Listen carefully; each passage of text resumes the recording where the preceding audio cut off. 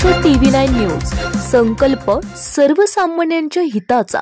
Flat मालकाला मिळणार सोसायटीच्या जमिनीत हिस्सा। निवासी इमारतीची जमीन गृहनिर्माण सोसायटी किंवा सदस्यांच्या एकत्रित नावावर नोंदवली जात होती। मात्र आता इमारतीमध्ये राहणाऱ्या प्रत्येक गाळेधारकाला स्वतंत्र मालकी हक्काचा कायदेशीर पुरावा मिळणार आहे। राज्य सरकार लवकरच वर्टिकल प्रॉपर्टी कार्ड आणणार आहे। या कार्डद्वारे प्रत्येक गाळेधारकाला जमिनीचा वैयक्तिक हिस्सा मिळेल आणि 7/12 उतार्यावरही त्यांचे नाव चढणार आहे। वर्टिकल प्रॉपर्टी कार्ड म्हणजे एक पूरक मिळकत पत्र आहे, जे मुख्य प्रॉपर्टी कार्ड सोबत प्रत्येक सदनिकाधारकाला वैयक्तिकरित्या दिले जाणार आहे।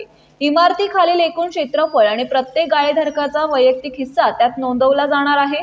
प्रॉपर्टी कार्ड असलेल्या इमारती सोबतच 7/12 उतार्यावर नोंद असलेल्या इमारतींनाही वर्टिकल प्रॉपर्टी कार्ड लागू होणार आहे।